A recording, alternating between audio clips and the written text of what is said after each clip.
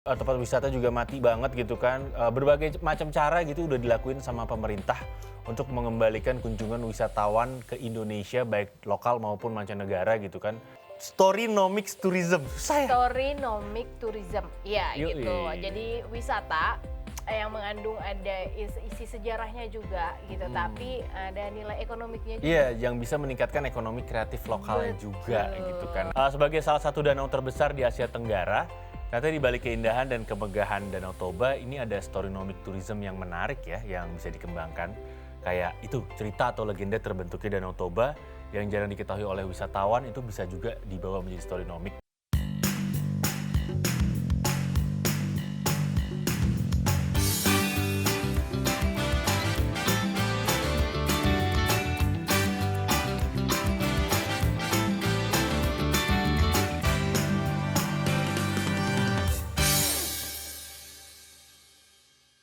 Hai Indonesia. Hai, kembali lagi di Hai Indonesia, Yap, berbagi cerita dan berita untuk Indonesia lebih baik. Hai, ada saya Ditan Sudiro. Ada aku juga Nuka Azita. Yap, kayak biasa selama 1 jam ke depan kita bakal nemenin kamu dengan berita-berita, informasi dan cerita-cerita menarik dari dalam dan luar negeri. Betul banget. Semuanya kita akan kasih ke kalian karena kita mau kalian tuh happy guys ya. Yap, Gitu, karena kita semua berhak happy, berhak bahagia bestie. yoi semua berhak bahagia Besti. Kalau kita bahagia, imun kita naik, kita semangat, Biar sehat terus. Bener banget. Gitu. Dan kali ini kayak biasa kita mau ngajakin kamu ngobrol-ngobrol. Jadi kita nggak ngobrol berdua, kita ngobrol juga. Iya, Gitu, jadi sama kita kamu. biasa lah ya bacot-bacot kita berdua ini. Nemenin pokoknya 1 jam ke depan kalian, jadi biar hari-hari kalian ini full, penuh senyum, penuh ceria gitu kan. Ya walaupun yang lagi sedih-sedih, mudah-mudahan ngeliat muka kita berdua jadi riang gembira. Jangan makin kembali. kesel ya. Jangan makin kesel, jangan makin sedih, riang gembira gitu guys ya. Gitu kan. Akhirnya ketemu lagi nih teman yang biasa ketemu di jam segini gitu Iya. kan. Itu tuh yang mana? Itu yang pesek dan si botak. Dynamic duo nih, satu pesek satu botak gitu Iya, kan. kita punya ciri khasnya masing-masing ya memang ya guys Yep. ya. Dan hari ini kita lagi mau ngebahas tentang wisata. Makanya pakaian gue. Again ya, wisata kita mengajak kalian wisata secara daring dulu. Jadi ini kan. pakaian gue udah kayak mau jalan-jalan ya. Ya, kita udah siap wisata nih. Udah siap Ini banget. anak wisatawan banget nih begini nih ya kan. Iya, gitu. gue terinspirasi Sherina. Ya. Dia pikir dia yang paling botak. Iya. Enggak, salah. Terinspirasi Sherina jadinya gue pakai flanel. Sadam rambutnya kemana ya? Bukan Sadam. Iya kan? Beda ini karena kalau ngomongin flanel nih kemeja kotak-kotak. Sebenarnya nggak perlu kotak-kotak sih. Kemeja kayak gini kan berfungsinya banyak, bisa sebagai angin, anti angin juga. Terus dibilang jaket juga enggak, jadi tetap adem gitu. Enak Dibilang kalau kemeja, ya iya jalan-jalan. kemeja. Kita bisa pakai tetap formal, casual pun bisa. Tergantung model lah. Tapi kita nggak mau ngomongin soal baju. Enggak. Tadi yang udah dibilang sama Ditan, kita mau ngomongin wisata. Wisata, tepatnya adalah wisata tipe storynomic nih ya. Ini kan sekarang kan pandemi berangsur-angsur, Udah endemi lah ya. ya udah berangsur-angsur udah mau beres insya Allah. Semoga cepat-cepat selesai, amin gitu kan. Dan sekarang berbagai sektor nih udah mulai berdiri kembali gitu kan. Gak cuma dari sektor ekonominya langsung aja, tapi Nah, itu sektor dia, pariwisata. ekonomi dari pariwisata gitu kan. Itu udah mulai hidup lagi tuh, gitu. Dan juga ekonomi kreatif itu juga udah mulai berkembang gitu kan. Dan seperti yang kita tahu lah kemarin 2 tahun bisa dibilang mati gitu kan. Oh mati kutu kita nggak bisa ngapa-ngapain Yap, guys. tempat wisata juga mati banget gitu kan. Berbagai macam cara gitu udah dilakuin sama pemerintah untuk mengembalikan kunjungan wisatawan ke Indonesia baik lokal maupun mancanegara gitu kan. Ini gunanya agar fungsi pariwisata dan juga ekonomi kreatif bisa berkembang, dan salah satunya ini adalah dengan cara mengembangkan yang namanya storynomics tourism.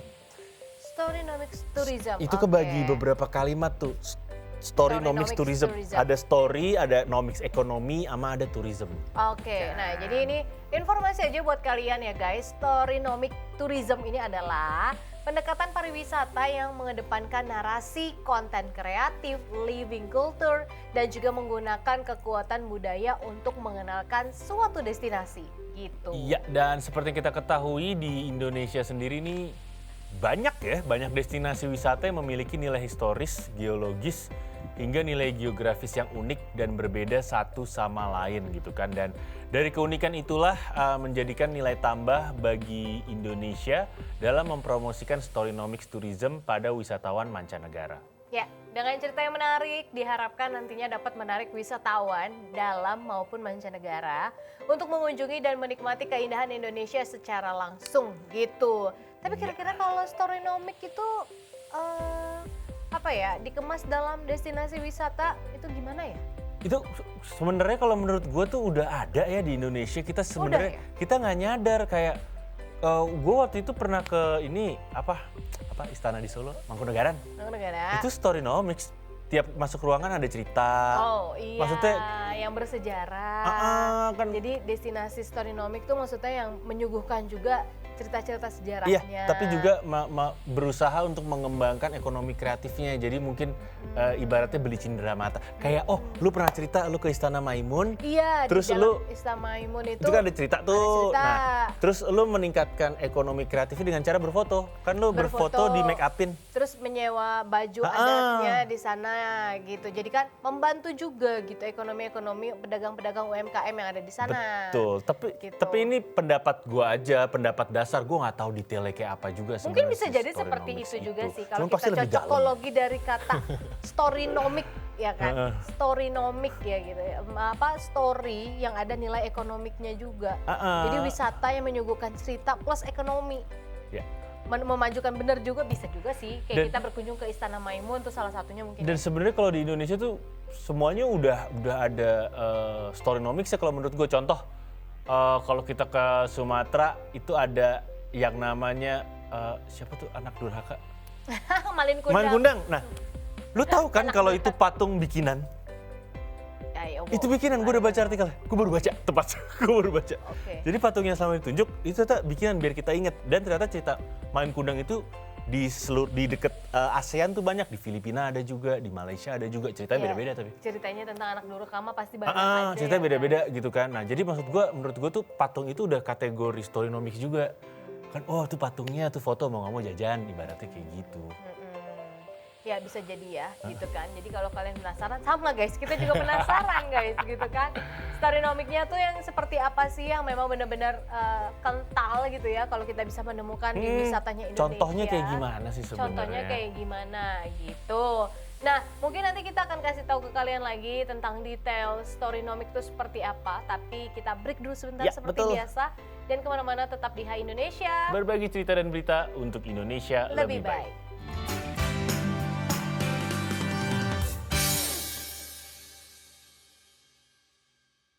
Hai Indonesia, balik lagi kita ya. Masih di Hai Indonesia bersama Nuke dan juga Dita. Dan kita masih membahas tentang Storynomic ya. Gitu. Jadi kalau tadi kan tourism. Kalau menurut gue tuh Storynomics Tourism tuh turisme yang ada latar belakang ceritanya. Jadi bukan cuman kayak kita, ayo kita wisatawan ke mall, nggak ada ceritanya ke mall. Ke mall kita cuma belanja doang, tapi nggak ada cerita sejarah apapun. Cuman ekonomi kreatifnya aja yang ekonomi kreatifnya aja yang ada. Nah ini tuh berarti kalau kita akan mengunjungi tempat-tempat di mana tempat itu punya historinya, ya, ceritanya, sejarahnya. Sama kayak dulu gue waktu SMP kelas 1 gue dibawa orang tua ke mana tadi? Solo, Mangkunegaran. Ke Mangkunegaran itu diceritain tuh masuk ruangan, ini ruangan apa, ini ruangannya siapa. Ceritanya gimana. Iya, terus juga waktu itu sempat ada omongan, jadi biasa namanya juga anak SMP kan iseng nanya ke guide, emangnya bener ya kalau kita jalan tutup mata di antara pohon itu tuh? Oh itu ya. Kemungkinan besar kita nggak bakal bisa lurus. Kan katanya kalau kita tutup mata, kalau kita bisa berjalan sampai di antara pohon itu katanya keinginan kita tercapai gitu kan. Terus si tour guide itu menjawab dengan sangat bijak dan objektif gitu. Emang bener ya kalau kita tutup mata, gue tanya kan, terus kita akan susah ke arah dua pohon itu. Kalau itu bisa dicoba aja, silakan, itu juga salah satu salah satu wisata di sini juga. Tapi yang jelas emang Istana Mangkunegaran ini dipilih tempat di sini dan bangunannya diarahkan ke jalan sana karena itu adalah tusuk sate tujuannya gitu. Jadi gue lupa tusuk sate atau apa, tapi intinya kalau misal ada perang meriam ditembakkan, misalnya udah ngebidik nih, oke lurus di depan, tapi pas ditembakin sebenarnya nggak lurus, agak belok. Gitu. Ada secara arsitektur udah seperti itu. Jadi gue dikasih jawaban yang sangat objektif. Hilang langsung klinik-klinik. Tergantung orang ya, balik lagi kepercayaannya masing-masing sih ya. Kita tidak bisa memaksa guys. Tapi itu tadi keunikannya di Indonesia. Pasti ada cerita di balik cerita. Pasti ada, pasti nggak mungkin nggak ada. Oke, nah kita bakal bahas nih kira-kira tempat wisata di Indonesia yang punya storynomic tourism ya. Yap, Gitu, ini ada apa aja? Kalau yang pertama nih Danau Toba Sumatera Utara, kita juga sempat bahas kan, ada legendanya juga kan Danau Toba itu. Jadi sebagai salah satu danau terbesar di Asia Tenggara, ternyata di balik keindahan dan kemegahan Danau Toba ini ada storynomic tourism yang menarik ya, yang bisa dikembangkan. Kayak itu cerita atau legenda terbentuknya Danau Toba yang jarang diketahui oleh wisatawan, itu bisa juga dibawa menjadi storynomic. Karena kan kalau kita ingat-ingat, ini menurut legendanya Danau Toba ini berasal dari kisah pemuda Toba yang memancing di sungai dan mendapat ikan mas, yang ikan masnya berubah jadi wanita cantik. Karena kecantikan yang memikat Toba, akhirnya Toba pun menikah dengan wanita cantik tersebut. Namun, ada syarat. Toba boleh menikahinya, tapi Toba harus merahasiakan asal-usul wanita tersebut. Betul, tapi seiring berjalannya waktu, mereka akhirnya memiliki seorang anak bernama Samosir. Di mana pada suatu ketika, sang anak Samosir ini ditugaskan mengirim bekal untuk Toba di sawah. Namun sayangnya, Samosir justru memakan bekalnya dan membuat Toba marah nih. Alhasil Toba membentak Samosir sebagai dasar kau anak ikan gitu ya kan. Karena melanggar perjanjian itulah dengan sang istri, tiba-tiba hujan deras datang membentuk jadinya membuat perkampungan itu terendam air ya. Terus menjadi danau yang sangat luas yang sampai sekarang dikenal katanya dengan Danau Toba. Itu sih mitos, tapi kita nggak tahu kebenarannya. Jadi selain cerita legenda yang sudah sangat terkenal, bagi masyarakat Batak sendiri, Danau Toba juga menjadi tempat bersemayamnya 7 dewi suku Batak atau dikenal dengan Namboru. Nah, sehingga apabila berencana ingin melakukan kegiatan di sekitar Danau Toba, disarankan untuk berdoa dulu sekaligus meminta izin supaya acaranya mendapatkan berkah dan juga lancar. Oke. Kepercayaan ya. Kepercayaan Adat gitu. dan kepercayaannya mereka di sana seperti itu, guys. Oke. Dan selanjutnya masih membicarakan mengenai storynomic tourism, adalah yang bisa dijadikan storynomic tourism adalah Candi Borobudur di Jawa Tengah ya, di Magelang. Candi Borobudur merupakan candi Buddha terbesar di dunia dan kabarnya udah ada sejak 750 Masehi. Ini saking besarnya, Candi Borobudur ini memiliki 2.672 panel relief sepanjang 4 km yang menjadikannya sebagai relief candi terpanjang di dunia. Dan berkat kemegahannya, pada tahun 1991, Candi Borobudur akhirnya dinobatkan UNESCO sebagai warisan budaya dunia. Ya, memiliki bentuk seperti piramida, Candi Borobudur juga terdiri dari 500 patung Buddha dan 2 juta batu. Yang ternyata ada makna menarik di balik itu semua ya. Karena menurut konsep kosmologi Buddhis, Candi Borobudur diibaratkan sebagai gunung yang menghubungkan surga dan juga dunia. Ternyata gunung ini di sini berdiri dikelilingi oleh gunung laut dan sungai yang besar. Seperti Gunung Merapi, Merbabu, Andong, Sumbing, Sindoro, Tidar, Pegunungan Menore, hingga Sungai Elo, Rogo, Sileng, dan Danau Purba Borobudur. Iya, ini menarik tuh, jadi lokasi Borobudur dikelilingin gunung kan, menarik banget tuh. Oke, selanjutnya ini yang bisa dijadikan storynomic tourism di Indonesia adalah Mandalika di Nusa Tenggara Barat. Jadi ternyata di balik kemegahan Mandalika dan sirkuitnya, ini ada salah satu tradisi unik di Mandalika, yaitu namanya adalah Bau Nyale. Tradisi yang biasanya digelar pada bulan Februari dan Maret ini dilakukan untuk mengenang pengorbanan Putri Mandalika. Menurut legendanya di Mandalika, jadi cerita ini tuh bermula karena kecantikan Putri Mandalika yang membuat banyak pria ingin mempersuntingnya. Karena bingung, Putri Mandalika bertapa mencari petunjuk. Ia mengundang seluruh pangeran untuk berkumpul pada tanggal 20 bulan ke-10, penanggalan Sasak di Pantai Seger. Dan Putri Mandalika berbicara bahwa ia ingin menjaga kedamaian pulau. Kemudian dia berdiri di atas sebuah batu, lalu menjatuhkan diri ke laut. Tragis ya, sedih loh. Dan semua orang mencarinya, tapi nggak ada yang berhasil menemukannya. Kemudian gak lama kemudian nih muncul binatang kecil dengan jumlah banyak yang menyerupai cacing warna-warni atau yang dikenal dengan sebutan nyale. Warga lokal mempercaya bahwa nyale tersebut adalah jelmaan dari Putri Mandalika. Ya, maka dari itu setiap tahunnya pasti ada tradisi nyale itu. Setiap itu laut itu penuh untuk nyari cacing itu Itu keluar. tradisi diapain? Cacingnya diambil, Diambil nanti dibawa. dipulangin kan? Karena katanya itu nanti jadi berkah buat mereka. Nggak dimakan kan? Kan jelmaan. Nggak dimakan. Oh iya, Nggak dimakan. gue mastiin aja. Nyari aja nyale gitu. Nyari. Cacingnya warna-warni ya? Cacing merah biasa. Oh iya warna-warni, paham gue. Jadi begitu. Di hamparan pasir putih jadi warna-warni. Nanti nyari mereka kayak bubuk-bubuk gitu loh. Iya. Malam tapi gitu. Jadi proses nyalenya malam gitu. Oke, kita berlanjut lagi ke Likupang yang ada di Sulawesi Utara. Nah, di balik keindahan bawah lautnya, Likupang juga memiliki storynomic tourism yang tidak kalah indahnya ya. Karena memang konon katanya Likupang ini adalah tempat 9 bidadari surga turun di sana untuk mandi guys.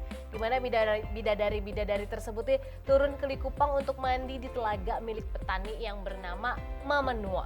Nah, dari situlah petani tersebut berhasil menahan satu bidadari dan menjadikannya sebagai istri hingga memiliki anak bernama Walang Sendau. Nah, gitu. Menarik Jadi ceritanya kayak ya. pernah dengar cerita-cerita serupa kayak gini banyak ya. Iya, yang ini salah satu adalah turun dari rainbow, dari pelangi. Bidadari turun dari pelangi. Turun dari kayangan, terus selendangnya diambil, dia nggak bisa pulang nikah dia sama manusia. Ya bisa aja, Cing. Gitu. Tapi itu ceritanya nggak berhenti di situ aja, ini ada lanjutannya. Sayangnya akibat kesalahan yang dibuat oleh sang petani yang menikahi bidadari, ini malah menyebabkan sang bidadari jadi pulang ke kayangan gitu kan. Tetapi sebelum kembali ke kayangan nih guys, sang bidadari sempat menyarankan kepada sang petani untuk mengajak sang anak yaitu si Walang Sendau berjalan melintasi hutan, melintasi sungai dan juga melintasi gunung, mengikuti cahaya matahari saat sang anak lagi nangis. Namun ternyata dilakuin tuh akhirnya, dan setelah perjalanan panjang sampailah pada pantai biru berpasir putih yang jernih dan dapat terlihat karang dan ikan di dalamnya.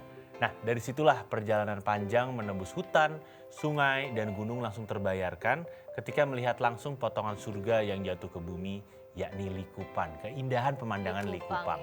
Iya betul. Oke, dari Likupang kita ke Nusa Tenggara Timur, ada yang namanya Labuan Bajo. Ini mungkin kalian udah nggak asing lagi dengarnya karena tempat yang satu ini lagi naik daun banget ya. Karena nggak hanya turis dari dalam negeri tapi mancanegara pun ramai-ramai berbondong-bondong ke Labuan Bajo. Jadi kalau kita berbicara mengenai bawah laut Labuan Bajo pasti akan membuat siapapun berdecak kagum ya. Selain surga bawah lautnya, Labuan Bajo juga menjadi gerbang utama menuju Pulau Komodo. Salah satu 7 keajaiban dunia versi New Seven Wonders gitu. Nah, masyarakat setempat juga memanggil Komodo dengan nama Orah.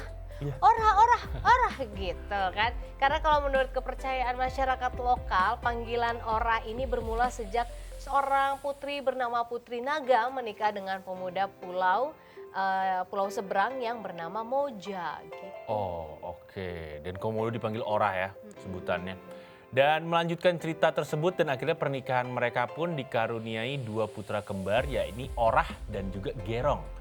Namun ternyata Orah nih memiliki rupa mirip kadal, akhirnya diasingkan deh di hutan. Kemudian saat dewasa, Gerong ini nggak sengaja ketemu sama kadal besar yang lantas langsung memburunya. Namun Putri Naga melarangnya dan mengungkapkan bahwa kadal tersebut adalah saudara kembarnya. Dari situlah menurut kepercayaan masyarakat setempat bahwa Komodo ini dianggap sebagai saudara di pulau tersebut. Maka nggak heran sih kalau sampai saat ini Komodo di Pulau Komodo itu selalu dijaga dengan baik oleh masyarakat setempat. Kalau ini gue pernah dengar, jadi katanya, jadi katanya itu dari manusia juga bahasanya kayak gitu. Iya ya, tiba-tiba jadi hewan. Itu asalnya menurut legenda asalnya sama kayak kita, kalau nggak salah bahasanya kayak gitu. Nggak, sebenarnya mau percaya nggak percaya, tapi kadang ada, bahkan bukan hanya Komodo gitu ya, di beberapa daerah ada yang melahirkan satu anaknya manusia, satu buaya. Iya, legendanya kayak gitu. Dan benar dipiara sampai besar, itu buaya tidak memangsa, tidak apa, benar-benar tiduran aja gitu. Oh, kalau cuman itu di Betawi banyak, di Jakarta banyak melihara buaya zaman dulu. Itu beda lagi guys ya, itu beda buaya lagi itu. Beda. Oh enggak, buaya beneran yang gue maksud. Iya. Tapi gue paham buaya yang lo maksud. Iyalah. Pawang buaya diajak ngomong buaya. Gini, buaya mau dikadalin gitu. Nggak kena say gitu. Mau gue buka nih peternakan buaya. Jangan peternakan buaya. Ntar gue lepas bahaya nih peternakan buayanya. Kuncinya sih lagi gue gembok. Iya kan, biasanya kalau kita ketemu teman kita bisa lihat kan selera teman kita ini. Kalau dari Instagramnya nih asrama putra atau asrama putri. Kalau ini penangkaran buaya. Gini, Anda punya buaya buas gitu, sini saya pawangin. Serem. Itu lebih ngeri guys kalau kayak gitu, ya nggak? Iyalah, males. Dibanding buaya dideketin, saya pawangnya. Saya pawang. Oke, itu dia tadi sedikit cerita mengenai Storynomics Tourism yang ada di Indonesia, tapi Iya. kita belum selesai ya. Benar banget, kita masih akan balik membahas Storynomic Tourism lagi, dan kalian jangan kemana-mana, tetap di Hai Indonesia ya. Berbagi cerita dan berita Untuk Indonesia lebih baik.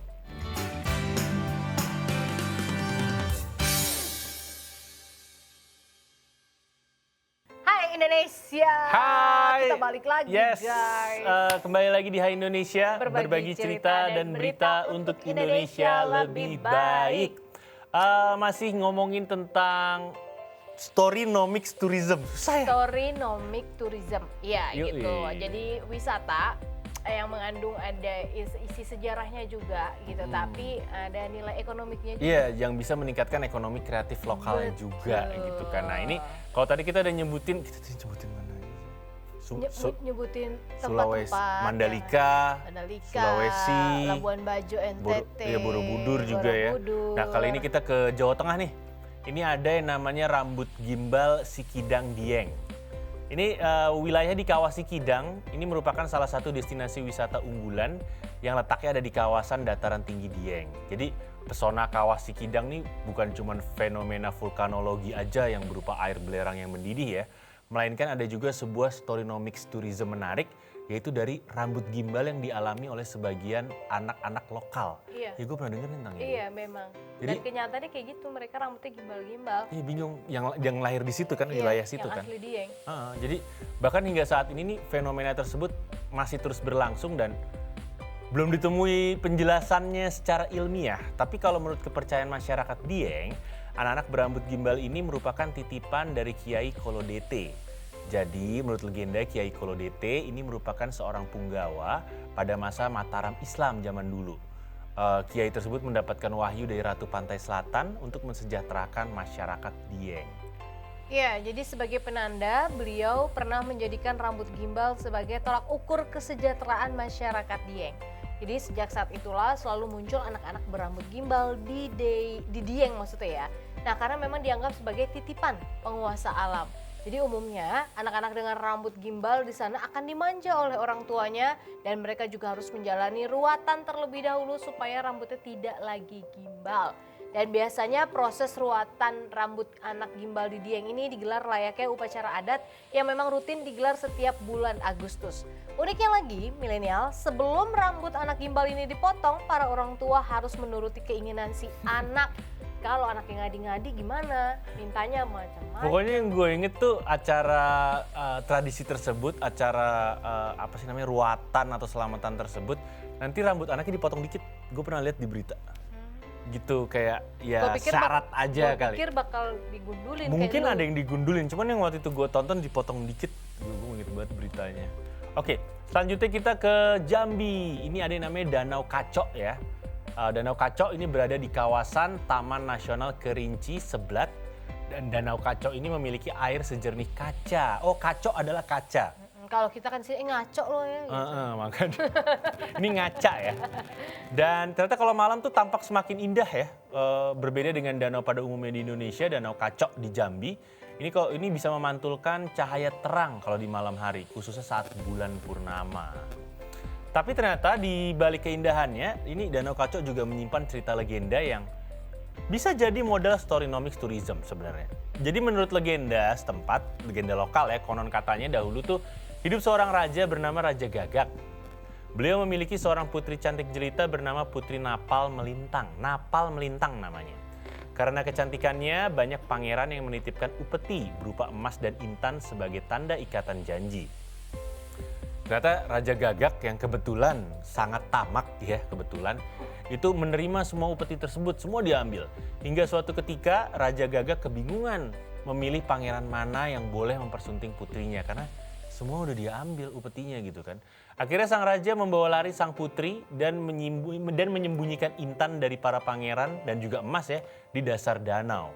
Menurut masyarakat setempat, upeti tersebutlah yang membuat dasar Danau Kacok berkilau hingga saat ini. Danau kaca bisa ngaca.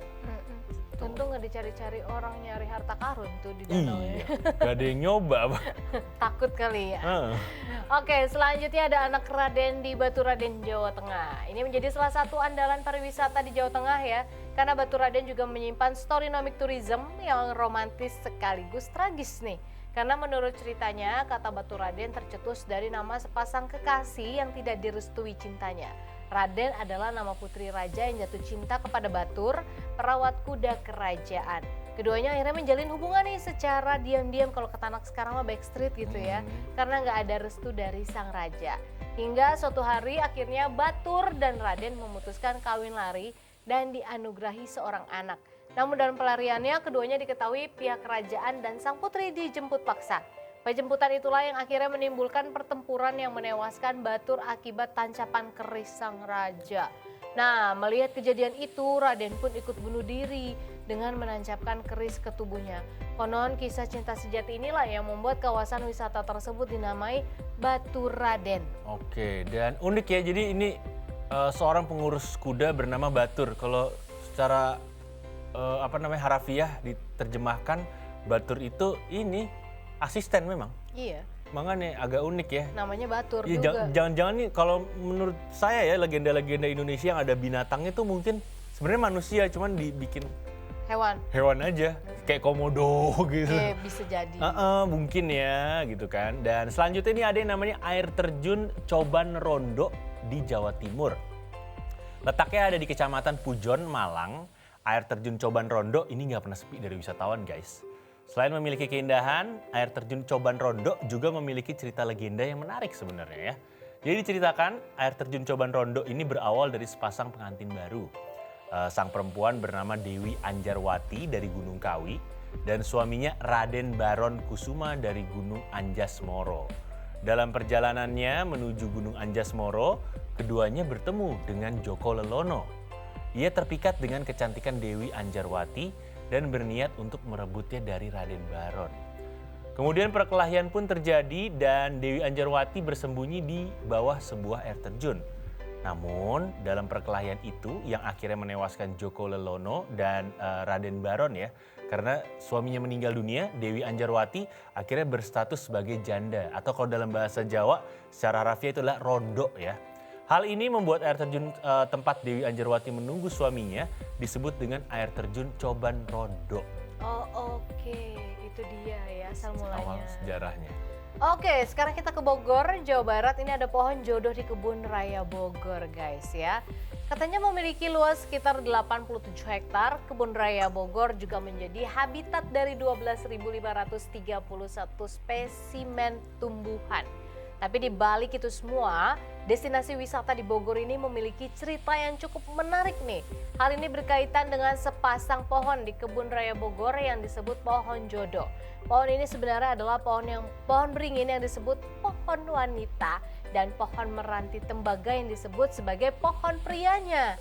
Nah, mitosnya kalau ada sepasang kekasih yang datang ke pohon jodoh, maka hubungan mereka akan langgeng. Pasalnya kedua pohon ini cukup langgeng berdampingan di Kebun Raya Bogor sejak 1866. Maka dari itu ya, tidak heran kalau dilambangkan sebagai pohon jodoh dan atau sebagai jodoh yang awet.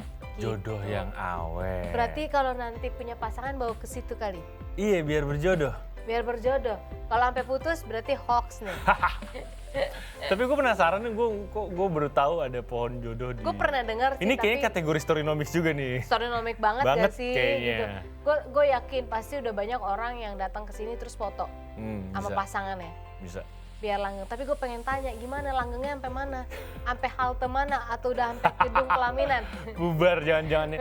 Sebenarnya salah satu konsep storynomics yang paling gampang gue jelasin tuh, jadi kalau kita ke Prancis yang gue belum pernah ke sana, di dekat Menara Eiffel tuh ada jembatan.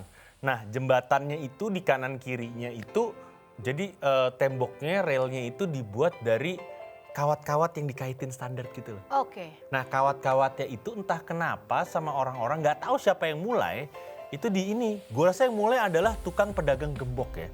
Jadi sama pasangan-pasangan yang datang, mereka naruh gembok di situ sebagai tanda cinta. Iya, ada nama mereka berdua. Pokoknya mereka taruh gembok itu dan akhirnya semua orang ngikutin naruh gembok di jembatan itu sebagai tanda cinta dan biar jodoh gitu kan. Dan hingga akhirnya pemerintah Paris memutuskan untuk mengganti tembok atau railing jembatannya karena mau jatuh. Ya kan Oke. berat Gembok semua isinya. gembok ya. semua. Gitu. Oke, kita beralih. Jangan beralih dulu deh. Kita break dulu deh. Ya, capek minum dulu. Nah, itu tadi kita storynomic tourism-nya kita udah bahas di Indonesia, ya kan banyak banget kita punya storynomic. Banyak kita. Ya sebenarnya kalau mau dibahas mah masih banyak lagi, tapi Yap. waktunya yang terbatas. Itu adalah contoh-contoh storynomic tourism Betul. aja yang ada di dekat kita gitu Oke. kan. Dan kemana-mana, tetap di Hai Indonesia lah ya. Yes, berbagi cerita dan berita untuk Untuk Indonesia lebih baik.